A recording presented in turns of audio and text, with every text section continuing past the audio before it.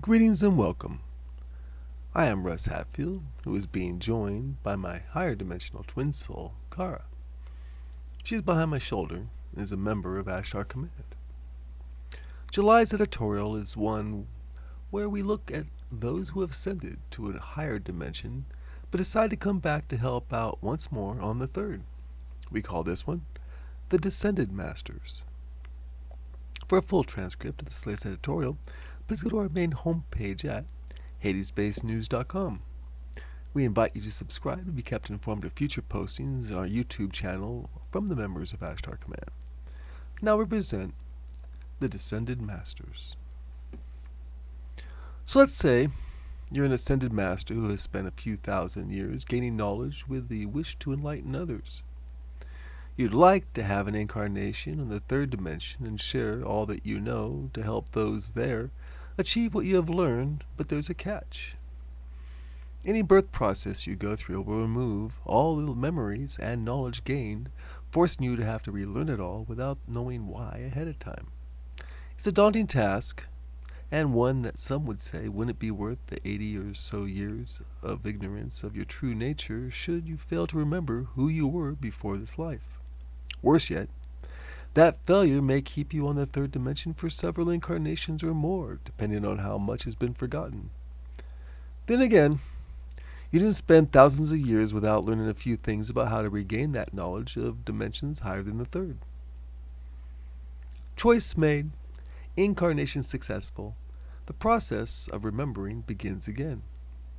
With your vast experience on a higher dimension comes an unconscious desire to return and remember why you incarnated on the third in the first place. You're starting with a clean slate and numerous advantages. The spiritual guides you work with through your higher self know the goal and strive to keep you on the path. It's a path that includes teachers appearing at key moments in a life, along with parents, friends, and family that have shared lives together as a soul group. Now it's a choice of making the right choices and following a personal code of ethics that doesn't feel forced. Years passed with lessons learned and knowledge shared until at some point, at the end of a long and productive life, comes with an ascension when it's over. Very possibly, the life that was led on the third offered no clue of one's prior life before that on a higher dimension. It was just a life that was special in many ways, which influenced others to possibly emulate. History is full of many who would fit that description, but would have no idea that they were ascended masters here to help the world.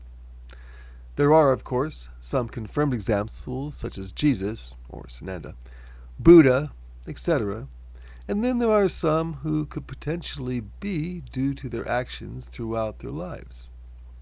The Dalai Lama seems to live in both places at once, while there are grandmasters in various psychic skills on the verge of ascension once they pass on.